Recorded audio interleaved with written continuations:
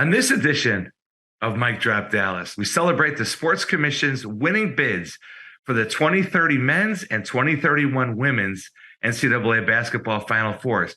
We hear from Mavericks legend Rolando Blackman on the role he played on the bid team for the Sports Commission. And he also gives us his assessment of Luka Doncic and the Mavericks. And we even talk a little World Cup. Then we're joined by Jason Schuchard to hear what makes the upcoming BMW Dallas Marathon special and nationally recognized among marathons. And finally, Ed Werder of ESPN joins us to talk Cowboys. So we're ready for season 2, episode 7. Let's drop the mic and let's go.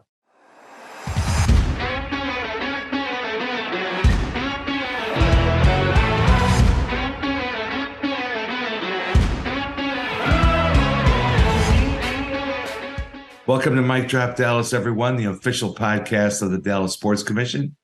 Kevin Sullivan here, joined by Monica Paul, the executive director of the Sports Commission, along with our on-air producer, Next Level Marcus Carr. Thanks for listening, for watching on YouTube. If you like the show, please give us a 5-star review. This week, we're going to start by celebrating. Monica, right before Thanksgiving, Monica and her team at the Sports Commission delivered a double dose of March Madness for Dallas-Fort Worth. The 2030 men's NCAA Final Four and the 2031 women's NCAA Final Four. Of course, the 2023 women's NCAA Final Four is already coming to American Airlines Center. So, Monica, over the Thanksgiving break, I hope you took a minute or two to reflect on just what a big deal this is, this gift that you and your team have delivered to our area.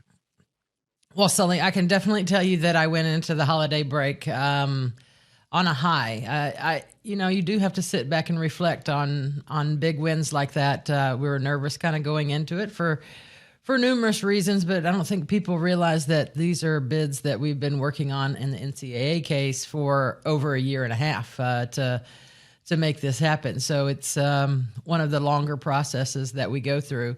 And you're dealing with both men's and women's basketball committees kind of at the same time. So they've changed their bid structure a little bit. But I think what really happened over the holidays and right before the holidays, and obviously we got a lot of attention on that and a lot of congratulations from people. But what it felt like to me was, okay, I'm always looking for what's next. So knowing we have now positioned a NCAA men's and women's Final Four, and we know what's going on to a certain degree with World Cup in 26, what are the next opportunities? Because quite honestly, Dallas and DFW, North Texas region, we should start to get on a cycle here. So now it's how can we bring back the college football playoff, the NBA All-Star game that we haven't hosted since 2010.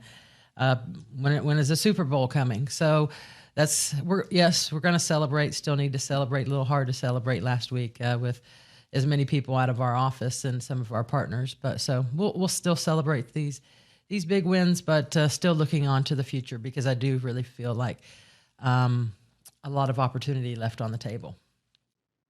Monica, your team secured the 2014 men's Final Four. What did you learn from that experience to apply to this bid? And, how can you take this bid success to apply to these other ones that you just mentioned? Well, I think what we learned from this bid really, well, especially in the men's one, I'll go back to, is this was our third bid for men's Final Four since we had hosted it in 2014. And we had lost the two bids before. Quite honestly, in 2018 when we presented, we anticipated, I maybe took it for granted a little bit that we were going to be named a host city, and instead both San Antonio and Houston were, and we were left out. So it really took us looking in the mirror a little bit, taking a look at maybe our business model and our overall plan. I don't think the operational piece necessarily was as big of a challenge, but in the NCAA eyes.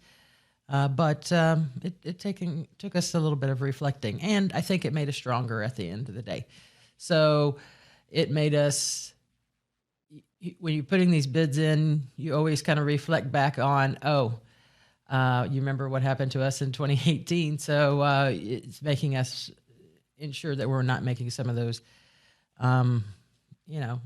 those decisions are framing up some of our bids in that way. So happy where we all came together. I think it, since 2018 too, since we submitted that bid, it's allowed both Dallas and Arlington, the cities, to work much more closely together on the major events that we've hosted since then. 2018, NFL draft, and this past 2022 WrestleMania that we hosted. So we have more familiarity with one another, and we're starting to kind of get in our rhythm, and we understand the benefits to both cities and even cities outside of that footprint. So really excited for the future. Monica, even sort of independent observers say the last time the women's Final Four, which we now can refer to as March Madness, thankfully, on both the men's and women's side. The last time it was at American Airlines Center, a lot of people think that was the best one ever. So you've got it coming up here in just a few months. What was the key to being selected a third time? Well, I think that the Women's Basketball Committee saw the passion and the growth opportunity. And I mean, DFW area is everybody says Friday Night Lights in football. Well, you have to understand the depth of what women's and men's basketball is here in the DFW area and the grassroots level, and those that go on to play for college and even on the professional side of things. So I think there's no doubt that the American Airlines Center is a phenomenal facility. So we have that in store for us. But I just think that we take it to another level. I mean, the Women's Basketball Committee has never come out to say that. I think it's interesting going into a bid when you're about to host in 5-6 months. That was probably one of the more nerve-wracking pieces of will Women's Basketball Committee even commit to us again, because we're still planning for 2023. But the opportunity ahead of us in 23 is that, yes, we did blow the lights out of the American Airlines Center with the games that happened in 2017. And the energy that was around it, I've never even experienced in the American Airlines Center for another event. But in front of us is the culmination of the Title IX 50th anniversary celebration. We've got 3 divisions, so that shows in itself that the Women's Basketball Committee and that staff trust us in Dallas to be able to pull off 3 championships rather than just one. In 2030 or 2031, from a women's side, the city of Dallas is going to have so much development, look like a different city to a certain degree, especially what's taking place with Kay Bailey Hutchison and the Brimer bill. So I think we'll be able to continue to raise the level, and we're already seeing unprecedented ticket sales numbers for the 2023 event, and a lot more of the corporate partners and corporate champions of the NCAA coming out and wanting to say, we want to be a part of women's basketball, which for me, that's pretty exciting. So you should see a lot more activity in this coming March 2023. And I think the sky's the limit for 2031. Monica, it seems that as the U.S. team has built an all-time high interest in this World Cup this week, all MLS players seem to have the United States, just really engaged. And we've continually talked about on the podcast how by 2026, soccer might be the most popular sport in America. You're headed to Qatar. What have you learned so far? Any updates on 2026? And can you give us any updates up to this point? Yeah, I had to head over to Qatar here at the end of the week, and very excited about that opportunity. I think maybe just missed a call over from Qatar about some of our experiences that we'll get. Our main focus when we go there is get a lay of the land. We'll get to go to a match, get to see behind the scenes, get to see the training sites and base camps that they're utilizing there, their transportation structures, their hotels, and all of that. But we're going there too, still in a bid process. So we're a host city, and we've been very vocal. We want that final. We want as many matches as we can possibly get. I'll be greedy and say a final and a semifinal is fine with me too. But we want the International Broadcast Center. We've got a large contingent heading over to Qatar with me, specifically to spend some extra time and days at the International Broadcast Center to get the real scope of that. And, other opportunities, we're not going to know decisions most likely until some probably early 2023 in terms of the International Broadcast Center. But the finals and semifinals and number of matches, anticipating late 23, 24. So we're going over there kind of in dual capacity of operations plus still in a bid process. But I can tell you that seeing the number of people that are watching this this World Cup, even if it's not the USA matches, we know a lot of people are watching that USA match, but all the other matches as well. There's just another excitement. There's a lot of questions about soccer that people who have never watched the game before. I mean, over Thanksgiving, my dad even asked to put soccer on, and I can't even get him to watch the NFL or college football. So when he said, "Will you put it on?" and I'm like, "Really?" I was like, my gosh, if the World Cup can get my dad to become watching soccer, I can only imagine what it's doing to the younger generation that is up and coming, starting to play soccer, the growth that'll take place at the youth level. We already know we have a very strong North Texas Soccer Association here in terms of participation and growth.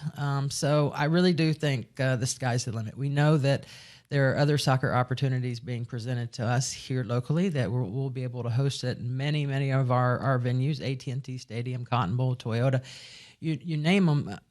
We have a lot of opportunities coming up over these next 4 years, and I think luckily, I think we did some good work on the front side over the past 8 years, knowing that this was going to be an opportunity to position ourselves and get everybody on board to hopefully take advantage of as much as we possibly can. So really excited to head over Qatar. And I know that once we get back from our planning mission there, that we may take a little break for the upcoming holidays coming up. But after that, it's going to be, here we go. This is the largest thing that's going to take place here in our region for a very long time.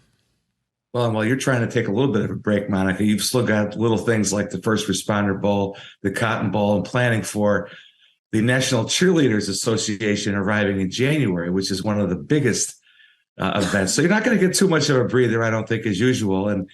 And also for those that are interested, go to the Dallas Sports Commission website. And if I'm not mistaken, Monica, you can still sign up to register to be a volunteer or apply to be a volunteer at the 2023 Women's Final Four, NCAA basketball Women's Final Four.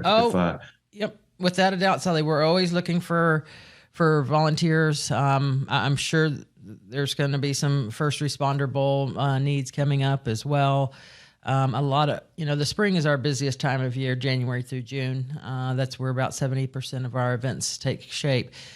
So we come right out of the holidays gunning, and always need a lot of key volunteers and people to help support some of our events. We've got some of our community initiatives, reading programs, and that those types of things that take place in the spring as well. And you add on a women's Final Four, so we'll be going double duty. But the good thing is I just added 3 additional staff members to my team on Monday, so we're trying to get them up to speed as quickly as we possibly can. But December's a special month for us, too. We've got Dallas Marathon coming up here.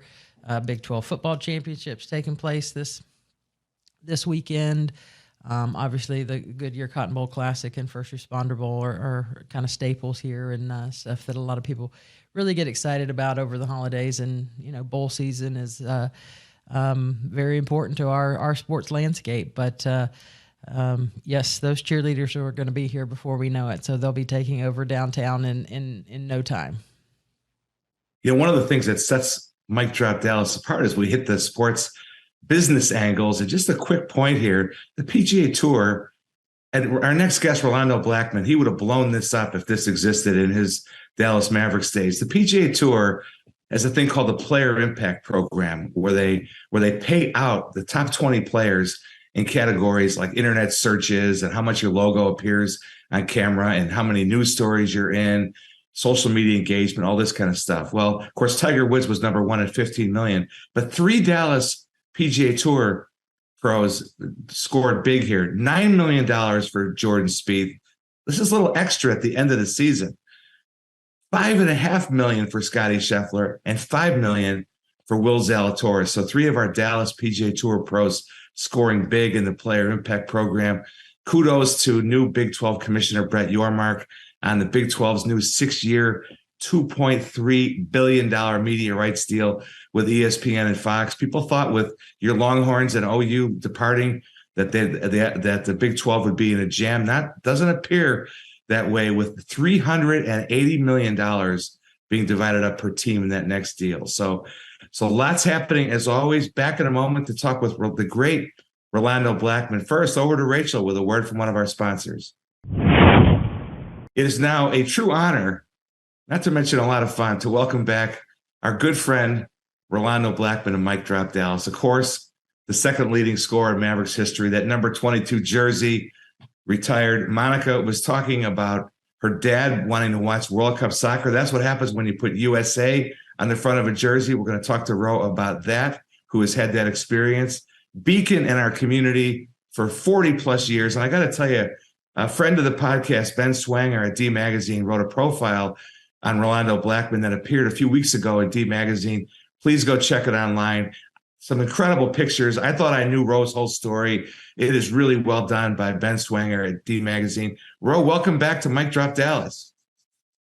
Sully, this is a fantastic time. Great opportunity to be with you this morning for sure.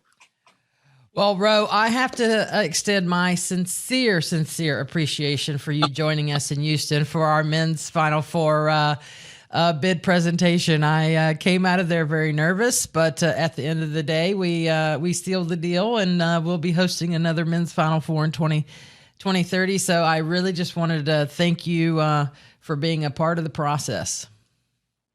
Listen, Monica, it was fantastic to be a part of the team. You know, I'm a team guy, so it was tremendous to be asked once again to be a part of it, and also just a really a fun thing to stand up there and to represent Dallas and what we can do. It was a great honor for me to be up there too, and I hope I showed that. That's for sure, because it wasn't about intimidation. It was just about the enthusiasm and the opportunity that there it comes from having events here in Dallas and getting together with we Dallasites and of course Fort Worth people also to be able to do the pure North Texas activity. So thank you, Monica. And also, Monica, don't forget that I know people in Qatar also too, and I could help in Qatar also. So in the future, when Qatar, Ro can come too.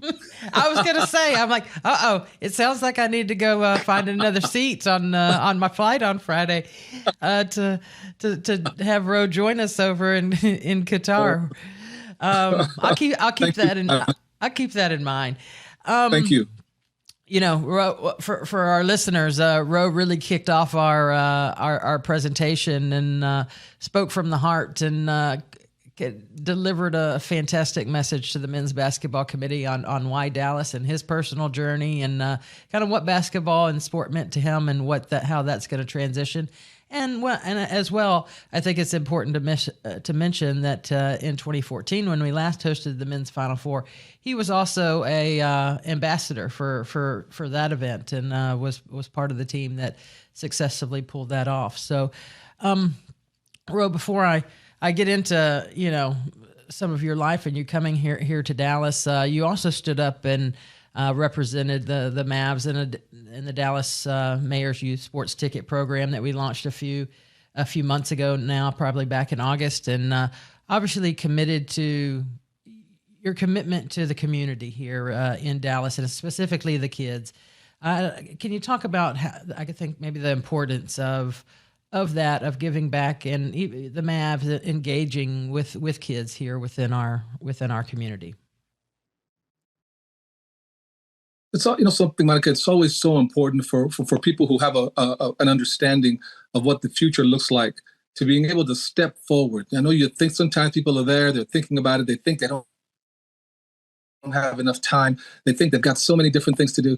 But I'm telling you, just an hour a week. You start off with 1 hour a week, and then you expand to the places I go and have the opportunity to impact children's lives knowing the opportunity that's afforded to you, to being able to know that these kids need the help. They need the infusion of thought process. They need the infusion of what the requirements are for success in the future. They need the compact piece to add to what they're doing to being able to move forward. And it's so important that we citizens step forward, give yourself the time to being able to impact the society you say you want. Impact it then by being active inside of a child's life so that that future can be a better place for them with a greater understanding at an earlier age so that they understand what needs to be done. That's what I do all the time. And I think it's an important piece. That's what was done for me as an immigrant child coming to the United States, giving me the opportunity to fulfill the things I said I wanted and what they wanted for this country and for our families. So it's an important piece of the puzzle. Excuse me. You've devoted your life since 1981, Ro, to having an impact here in Dallas, and these big events that we bring, whether it is an NCAA men's Final Four or women's Final Four that we're hosting, or a college football playoff. These events mean a lot to those kids as well. Give us an idea of what do these big events here mean to you? What do they mean to Dallas in general? Well, one of the things that what it does is not only the infusion of enthusiasm and the opportunity to put programs in and around the activity of people's minds. It's not only for kids, but also for the community here. We have such a fantastic and diverse community here in Texas. When you look at it, it's so important that people get a chance to be active in what the venues bring, and also to understand that we can support all the venues. There are people here who can support soccer, who can support basketball, who can support each and every sport that comes here. There's a huge fan base for that sport, and the important factor is that you can come and see that Texas is ready to being able to handle each and every event, and can do multiple events at a time, actually, and really have the opportunity to engage with its people, and the enthusiasm and the welcoming nature of what happens when you come to North Texas. So it's very, very important that people get a chance to do that. But we're ready. The active part is ready. The social part is ready. And I think the activity for the people to support is also very, very ready. And I want the world to see that.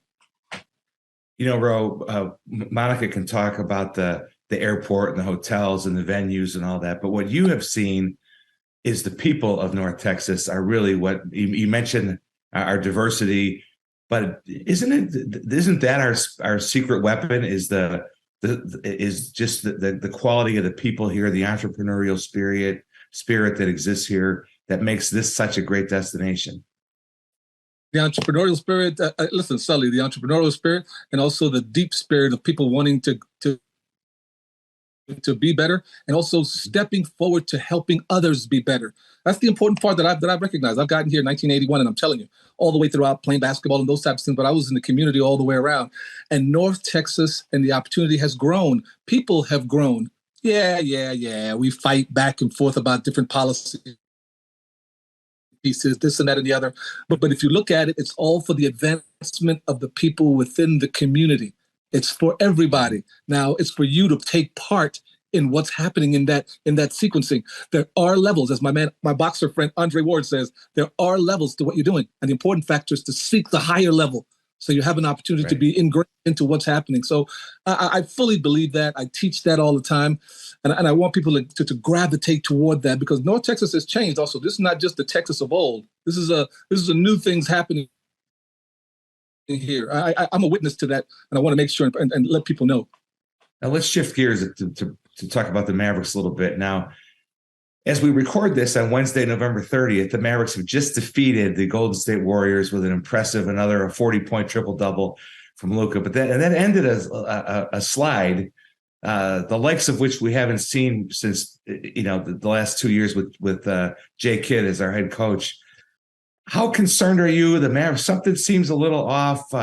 Luka's been unbelievable, but getting the right fit around him seems to have been a challenge this year. We're optimistic and hopeful as always, but break it down. How do you assess the first quarter of the season, and should we be concerned?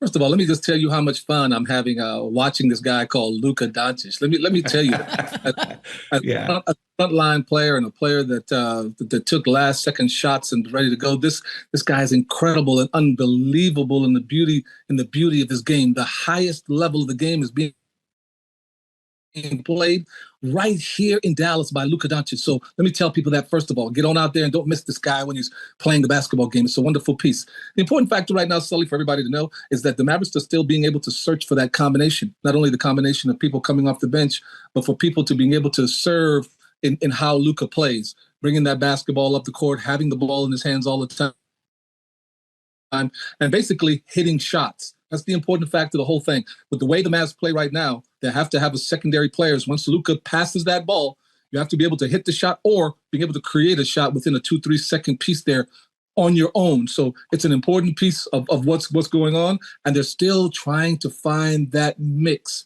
of players that can complement Luka. He's coming up right now. They're going to go play, and they're going to go play, and he's going to start getting doubled. Once again, you'll see that more and more because he's so dominant. Now, Coach Kidd and all the rest, I'm sure, will figure out. That's why they just signed Kemba Walker to being able to put the ball on the floor and to really make that thing go. But you like that move?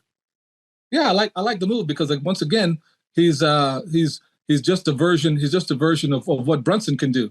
Anytime that ball is moved toward you and you don't have an open shot right there, and the time is going down, you've got to be able to create your own shot. You've got to be able to shook and jive, move back and forth, left and right, create a space so that you can get your shot off on a comfortable level. So with more players being able to do that, you'll have an opportunity to still have a good offensive sequence when they take the ball out of Luka's hands. Luka's an entity onto himself. I mean, you have to double him or else he can get 50 and 50 at a high level. So the important fact is when he passes that basketball, other guys have to do that. And they still have to figure out the bench scoring when Luka takes that 4 or 5 minute break to being able to do that, get Christian Wood in there in that kind of a situation also too, because he's a big man that can score very, very well. His defense is lacking a little bit right now. He doesn't understand that so very well. They have a great crew. Timmy Hardaway, got to get him going because he's once again one of those entities that can flash forward and being able to be a solid part of the whole team is what's going on. So I'm just looking forward for them figuring it out. If Kemba's knee is okay, they'll have another player to get that Brunson type situation going. Yeah, and let's hope he's healthy. I think Anita DeFrance. She's a vice president of the International Olympic Committee, and she's being honored this year by the Sports Business Journal. And I read a story where she talked about she won a bronze medal as a rower in 1976 and made the team in 1980, like you did. That President Jimmy Carter, invoked a boycott because of Russia's invasion of Afghanistan. So we boycotted the Moscow Games in 1980. You didn't get to play. Anita didn't get to play. And in her interview about this Lifetime Achievement Award, so to speak, that she's getting, she talked about being invited to the White House in 1980 for an event that she felt used at the event. And I remember a conversation with you a year or so ago. You were at that event also, if I'm not mistaken.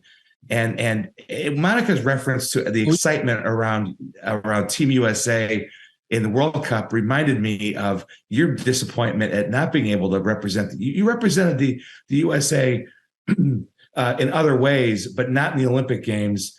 What do you think as you're watching, World Cup? Do you think about that? What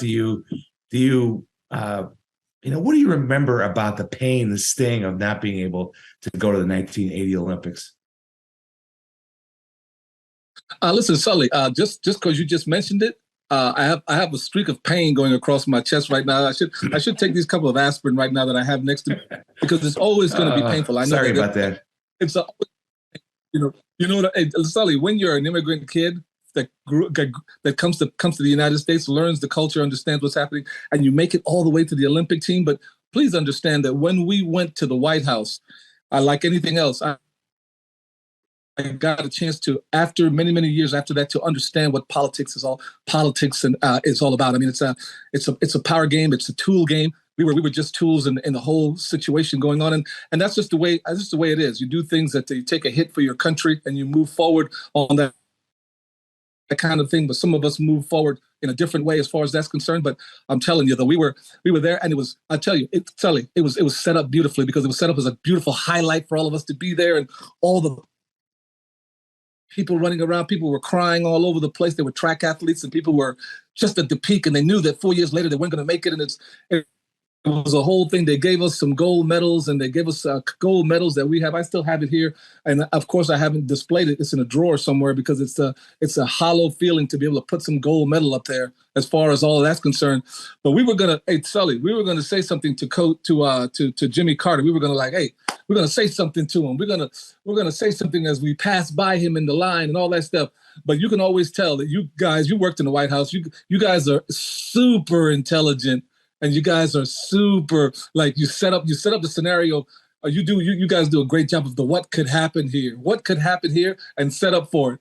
When we got up there on the line, we were all like huffy. And we wanted to say something. Next thing you know, we got up there. They had little Amy first. So you shook Amy's hand. Then you shook the president's hand. Then you shook his wife's hand.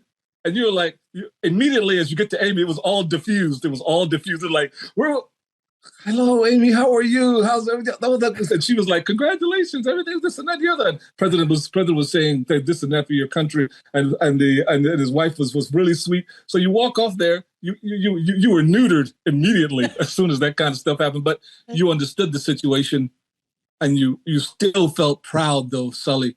Sully, don't play, Sully. You still feel a great proudness of being able to be, and I'm still to this day an Olympian. I went there, made the team, got ready to go, and won the 2 weeks beforehand. Sully, oh my goodness, we couldn't make the team, but like I said, boy, it was a great opportunity to be on that basketball team and to almost have a chance to serve and to be a part of this great Olympic experience. All right, Ro. Before we let you go, we got to talk. You brought up Qatar, so I'm going to open that box back up. Soccer was your first sport, I think. I may have heard. And as a boy in Panama, did you ever dream of playing in a World Cup? Have you been following this World Cup? What are your predictions there? I've been following the U.S. I've been following the USA team, soccer team. I've been following them as far as their play and the opportunities that they've had all the way around. And I'm just so happy. And first of all, the first part of your question is that I played soccer because everybody was playing that soccer from age 4 till they put a basketball in my hand at age 10. So I played soccer all the way throughout as a scoring forward, getting in there to be right at the end to kick that ball in. And it's an amazing sport of what these athletes can do with their feet. It's almost like they have hands on their feet in the control of that ball and the beauty of what they can do in that way. But I think like the United States can really do a great job right now. In having the opportunity to come in and to go and take a win. Because right now nobody expects them to do anything. But I think with the fervor and if everyone can be healthy, then the opportunity is going to be a big surprise there to being able to put themselves in the proper place, especially playing in a tough environment, in a tough environment like in Qatar. Being American in Qatar is a pressure onto itself.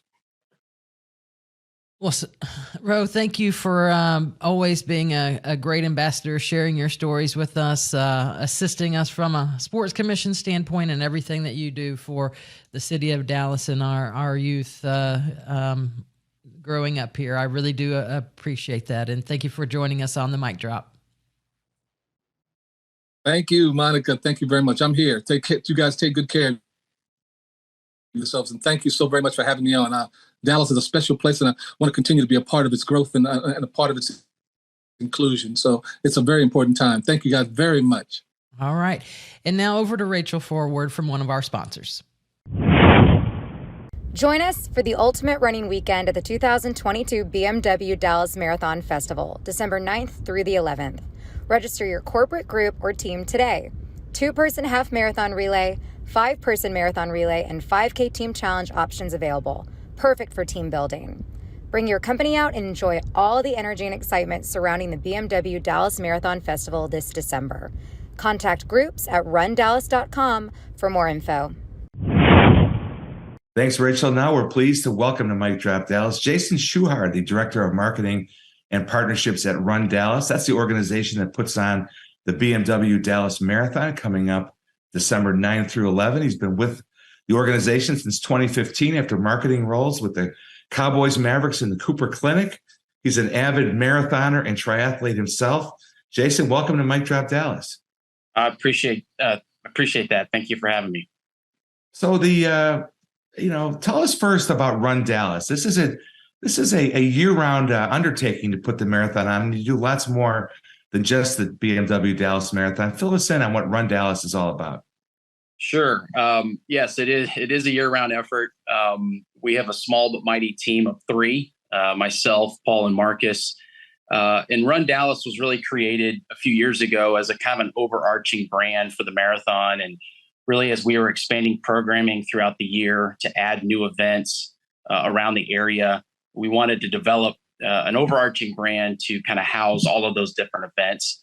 Obviously, we went through some challenges a couple years like most did, and we had to scale back a little bit, but wanted to keep our marquee event, the Dallas Marathon, intact as we celebrated our 50th anniversary this past December. But looking ahead, we certainly look to add more events and look at some new opportunities ahead to really expand our year-round calendar. The BMW Dallas Marathon keeps getting bigger and better every year. We had Paul Lambert on last year to talk about it. What's new this year? Well, we always try to do a little bit, do some different things every year to really enhance the overall guest experience. We've obviously got a lot of returning runners, and then we have a lot of first timers. So as you can imagine, after doing this for 50 years, there's always a challenge of trying to do something new and really build upon what you've got. But for this year, we're excited. We have expanded the programming a little bit. We've added a new event called the 5K Team Challenge on Saturday, which we think will be a fun event for teams of 5 to really run the 5K together and enjoy the start finish line experience together. We've got enhanced runner amenities. We've got a new start line experience that we're excited to share. So we really tried to inject a few things here and there. Obviously, a lot of moving parts across a 3-day weekend. So we try to do our best to really kind of one up ourselves, if you will, from the previous year. But we're excited about this year, and we feel it'll be well received by our guests. What would you say sets apart the BMW Dallas Marathon from other marathons? You mentioned the start finish line and making sure the guest experience is great. What's sort of the calling card for this race? First off, it's the longest running marathon in the state of Texas. We've been around for a long time. We've got rich history. Certainly people in the Dallas area are very familiar with this event. Whether you've run it or not, you know somebody that has participated in this event at some point. So it means a lot to this city. But also too, we are a national event. This is a big event. This is a big deal. People visit us from all 50 states, multiple countries. You're talking 20,000 plus participants. So it's a lot. It's across 3 days of racing. We've got 11 events. We've got an expo. There's just so many different elements to this event that really separate us from a number of other events. Not to say, there's a lot of great events in this city, but we feel very fortunate to have the history that we do and the support from the city. And the festival, which goes for 3 days. So there's really something for everybody, right?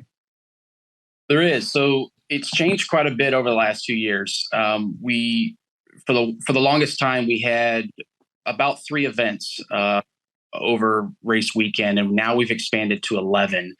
And we'll start with our shortest event, the Friday Night Lights Mile, next Friday evening.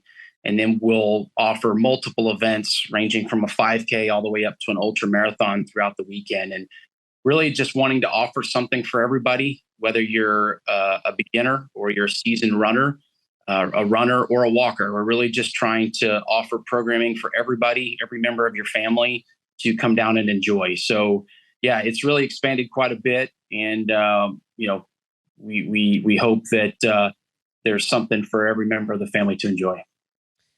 So Jason, we know that many events can't happen without key sponsors and supporters that come in for maybe 1 year, multiple years. Tell us about some of your sports partnerships. What's your pitch like, and how is it different from marketing Mavericks or Cowboys for the marathon? Yeah, well, so obviously the Mavericks and Cowboys are very good at what they do. Got big budgets. We, in a sense, we're in the same bucket, right? We're all entertainment. But really how I differentiate our event is we are what I would consider life-changing, right? It's a big deal to run a marathon or even a half marathon or a 5K to that matter. People are running our events for a variety of reasons, whether it's a bucket list item for them, whether it's for weight loss, whether it's in memory of someone, raising money, what have you. But it's a big deal. Getting to the start line is tough. There's a lot of challenges people go through during training. But I tell you what, there's nothing like that finish line feeling. And it's hard to explain unless you've done it and you've been there. But what we've tried to really come across is that, yes, this is a health and fitness event, but we know that, this is life-changing and hopefully provides a lasting memory for you, for something that you worked so hard for and accomplished as an individual. So, granted, we're entertainment. We're trying to create a fun experience for you to come out and enjoy, but we want to create a lasting memory as well. So I think that's really what we kind of try to touch on when we're marketing this throughout the year and trying to encourage people to come out and either run their first event or join us again for another go at it. So, a lot of people who aren't in the sponsorship or event world, these things don't just happen overnight. So do you happen to have a favorite story of landing a key sponsor or something that sticks out that you can share? Sure. Well, we have a number of great partners. We're very fortunate to have a great group that support our organization in a variety of ways. I think one that kind of comes to mind, and they're new for this year, is Troy Aikman's new 8 Elite Light Lager. We're really excited to have them on board. As you're probably aware, they launched in February of this year. We are their first major sports sponsorship. So they're kind of testing the waters with us, but we just love everything that they're doing from a branding standpoint and an activation standpoint.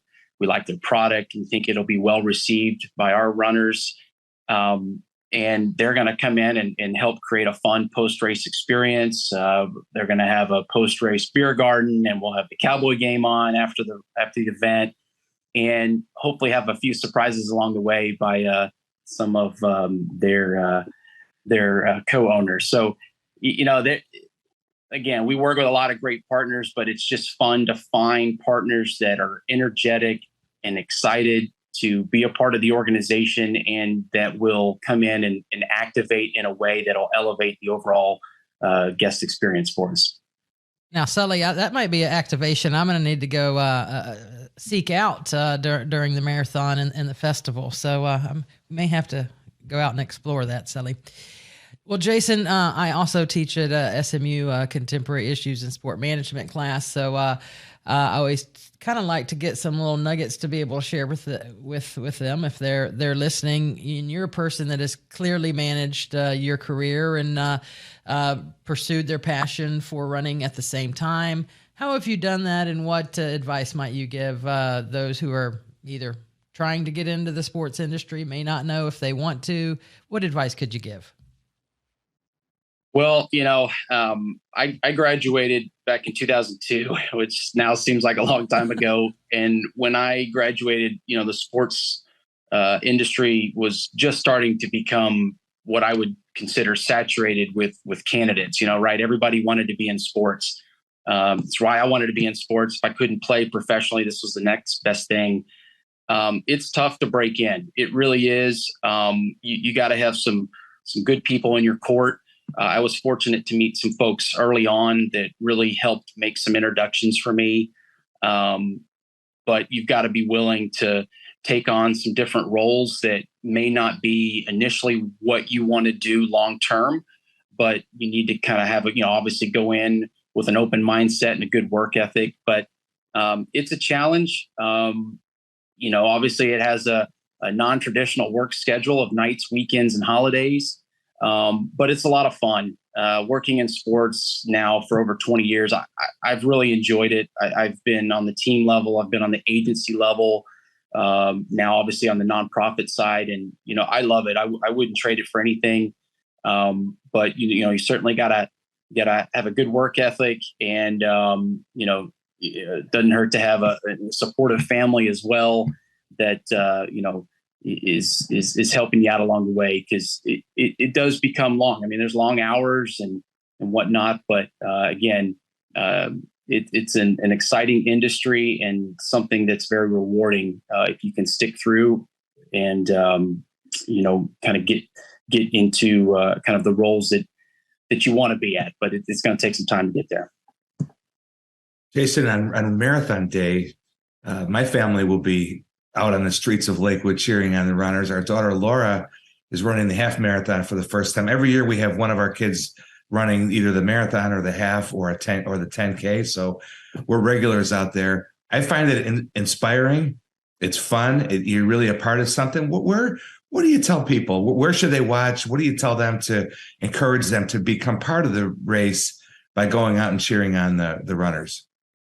Sure. Well, there's a lot of opportunities along a 26-mile course. I always first kind of lean towards Greenville Avenue. There's just so many course activations, live bands, sports teams activations, a lot of F&B opportunities there too for people to sit on a patio and watch the runners come by while they're drinking coffee or whatever. But there's, the split near Skillman Street is great. Deep Ellum offers some unique opportunities. If you want to get away from the crowds a little bit, certainly White Rock provides some great opportunities to see your runner up close and personal, and still give you time to get back downtown. But at the end of the day, we certainly want people to come down to the City Hall Plaza. That's where it all starts and where it all ends. And we'll have a big party there next weekend, all 3 days, and want everybody to take part in that, whether you're running or you're coming down to cheer on your runner. Well, congratulations to you and Paul and Marcus for staging just an incredible series of events, not just on race weekend, but year round to promote health and fitness. So all the best this year to you. And thanks for some time today on Mic Drop Dallas. We appreciate it. Thank you for the time as well. All right. We'll be right back with to talk Cowboys with Ed Werder of ESPN. But first, over to Rachel Scoggins with a word from one of our sponsors. Now we are really happy to be joined here on Mic Drop Dallas by Ed Werder, the Dallas-based award-winning Pro Football Hall of Fame honored ESPN NFL reporter. Ed, thanks for some time for joining us here on the pod. Thanks for mentioning I'm an award-winning journalist. I think I've won one. No, I've won two. That counts. So, yeah. So you should have said multiple award-winning. Awards-winning is what I heard. No, thanks. Yeah. Thanks for having me on, Sully. Good to see you again. I mean, you were so prominent when I first came to Dallas with the Mavericks, and They were going great. And I came here in 1989 and then 1992 to cover the Cowboys. And it's great to be with you again. Well, thanks for being here with us. So, Ed, we're going to put the pressure on now. A lot of talk here locally, and maybe a little surprise about how well our Cowboys are doing at 8-3, positioned, I think, for the playoffs. Eagles are looking strong too. Break it down for us, your thoughts. How far can this team actually go? Well, they better go pretty far if you're Mike McCarthy. Jerry Jones was bitterly disappointed last year when the Cowboys won the division and then were the only division winner to lose at home in the first round of the playoffs.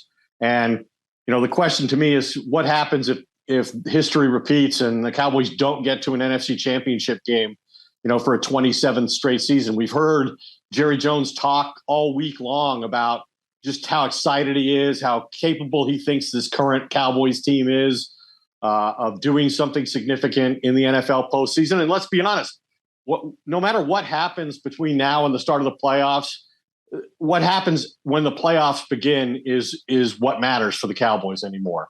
Winning division titles, they've done that, countless times. They have to have some real postseason success and win more than one game in a single postseason. And I think Jerry Jones is demonstrating just how much he believes in that by pursuing Odell Beckham Jr. here, even though they might only get a handful of games out of him if they beat the Giants and the Buffalo Bills and actually acquire this player. Yeah, I think everybody's looking into that and looking forward to seeing what the decision's going to be there. Micah Parsons, what's the possibility there being named NFC Defensive Player of the Year? This, I think, would be a first since 1977. Well, he only lost to TJ Watt last year as Defensive Player of the Year, which if he had won, it would have only been he and Lawrence Taylor in the history of the NFL to win that award as a rookie. And he's followed up an incredible rookie season with a spectacular second year in the NFL. There's been no drop off whatsoever. This is a highly motivated, supremely talented young player, pass rusher, versatile guy who can play in a lot of different positions and is brilliantly used by Dan Quinn, the defensive coordinator. So the fact that he beat out Aaron Donald last year to finish second is remarkable. But as he would tell you, I didn't finish second. I lost. We both lost. What does it matter? TJ Watt was the winner. Well, TJ Watt's missed too much time this year to be a significant factor in that race. And Aaron Donald's team's not doing well, and now he's injured. So I think it's all there for Micah Parsons to win. The Cowboys are the best pressure team, defensive pressure team in the NFL. They're playing the Colts this week. The Colts have given up the most sacks in the NFL with Matt Ryan as a quarterback. So I think there's a great opportunity statistically for Micah Parsons and the rest of that defense to go hunt the quarterback this week. Ed, one of the most fun things for me as a PR guy, with Monica allowing me to be her co-host here, is that I get to ask reporters questions. And so I'm going to follow up. Monica asked you for a prediction on how far the Cowboys could go, and you semi-dodged the question. So you said they got to go, but you didn't say whether you thought they could or would go farther. But what do you think has to happen for this team to do the things that you said? And do you think they're capable of it? That's because I dodged the question because, as a reporter, journalist, and not an analyst, loudmouth in the media, that right. I don't give predictions. I just report and give insight and context and perspective. But I think this is a really good team. And the problem I think they're going to have is, they're 2 games behind the Eagles, and they've got the Eagles in Dallas on Christmas Eve. They've got to win that game, and the Eagles probably definitely have to lose at least one more somewhere else. And maybe it could be this week against the Tennessee Titans. But I think the Cowboys are entirely capable of getting to a Super Bowl based on the composition of the team, based on the credibility of the coaches. I mean, Dan Quinn, their defensive coordinator, was a head coach and led the Falcons to the Super Bowl. They were up 28-3, infamously on Tom Brady, and lost the game. Mike McCarthy has coached the Packers and won a Super Bowl. So their coaching staff is capable of delivering on that. I think they have as much talent as any team in the NFL. I like the way Dak Prescott plays the quarterback position. For the most part, he doesn't put the ball in jeopardy, and yet he's still able to be aggressive in the way he goes about playing the position. I think Tony Pollard is one of the best playmakers in the NFL. We certainly didn't expect that. They underused him last year in the postseason. He only got 6 touches against the 49ers in that loss. So, and defensively, I think they're a better team than they were last year. They're not as reliant on turning the ball over, which is a fickle thing that you can't predict, happening every week. But the way they play now and holding down the score on opponents and dominating games is a way that they can play. They play a very good complementary style of football in that their offense gets some leads and then allows the pass rush to take over the game. The only team that they couldn't do that against was the Packers in recent months. The Cowboys are the only team the Packers have beaten in the last 2 months, and it was because while the Cowboys had a 2-touchdown lead in the fourth quarter, the Packers refused to panic, and they exploited the one weakness we've seen in this defense, which is the run game, which sets up the possibility of talking about the playoffs. What if they draw the 49ers again? The 49ers eliminated them last year. The 49ers are a unique team. I mean, they're a physical team. They run the football. They got some of the best players after the catch in the NFL, whether it's, Kittle, the tight end, Deebo Samuel, a wide receiver. And now they have Christian McCaffrey. So they're going to be a tough out for sure. And a team probably every team in football wants to avoid because of the unique playing style. And the Cowboys had the misfortune of drawing them last year in the first round. But yeah, I think they're capable of doing something that hasn't been done by this franchise in nearly 30 years. You mentioned that you arrived in DFW in 1989. So you've been doing this a long time. How are the players different for you to deal with today than they were? And how is the access? I know we've gone through COVID protocols and all that, but how is sort of the beat different for you in 2022 than it was in the 90s, let's say?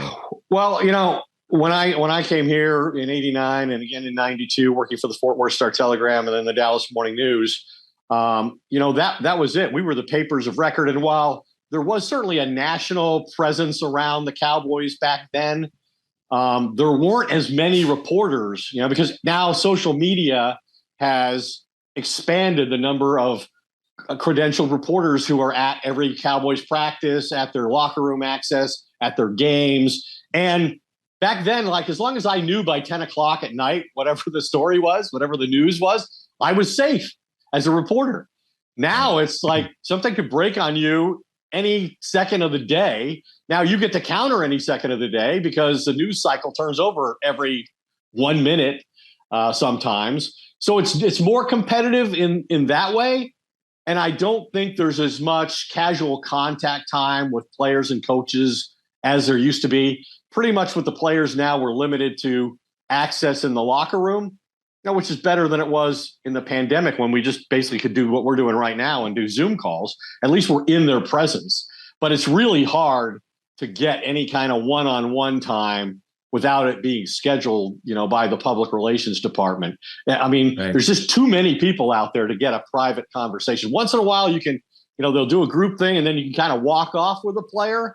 But even then, if it's Dak Prescott, people see that and 4 or 5 more people are going to be within earshot as you walk away. So I would say that's the biggest change. The fact that there are no more deadlines.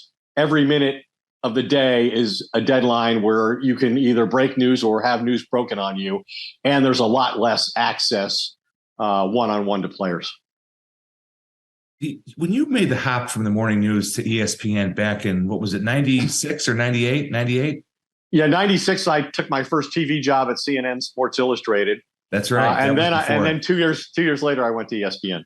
So you were of your generation, you were an early guy, right? Who made the leap from print, being a print reporter to TV. Do you think of yourself all these years later as a TV guy? I know you're still a journalist and a reporter. What has that been like? In TV, they call reporters talent. Dave Smith at the Dallas Morning News never referred to any of us as talent. He didn't believe we had any. And whatever little bit he could find, he certainly tried to take advantage of. No, I still see myself as a reporter. And so I maybe I haven't evolved in terms of I don't really try often to be a personality on TV, maybe to my own detriment. I think I have some of those qualities.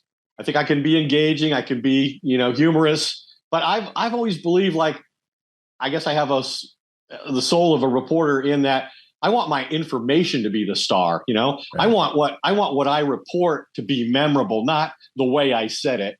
And so that's what really matters to me. And that's what I try to tell, young aspiring journalists now when they ask for advice, which is almost never, by the way. But yeah, I think I could do those things. And I think when I was up in the studio for a couple of years as an insider, and you're in the presence of the people you're on TV with, there's that opportunity to have a sense for the moment better and engage with your colleagues in a different way than if you're remote like I am now. And you're just looking at a camera, have no idea if the people in the studio, as you're doing your presentation, are even listening to you. And so you don't engage in quite the same way. But no, I just believe in, I want my information to be right. And I'm happiest when on Sunday night, whatever I said pregame Sunday morning proved to be the way the thing played out. What I said in the morning, the 3 points I made, 2 or 3 of those wound up being impactful in determining the outcome of the game. There's nothing better to me than that.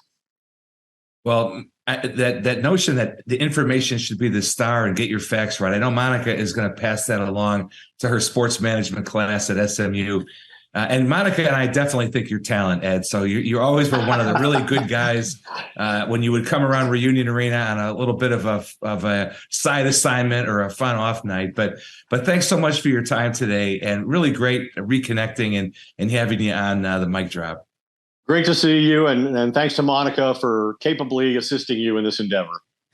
No, I'm assisting Monica. This is definitely Monica's show. Ed, you'd never really understand and appreciate, I guess, what Sully asked to be in his green room and all the makeup and everything. So he really does consider himself talent as well. I do. No matter how many times I ask, Monica will not put hair and makeup in the budget. So, I just try to do my best with what I have to work with, which is not much. So I expect you to slap a star with your name on your bedroom door there, or your office door, whichever that is. You got it. I will. And so thanks again to Ed Werder. On behalf of Monica Paul and the Dallas Sports Commission, we really appreciate our guests today. Rolando Blackman. How great was it to talk to Jason Schuchard of Run Dallas and Ed Werder of ESPN. Thanks to the Mic Drop production team, Icy Strain of Tony Fay PR. Thanks to Ren over at Vocal Media. Marcus, of course, our showrunner, Tony Fay. Until next time, thanks for listening and watching on YouTube, everybody.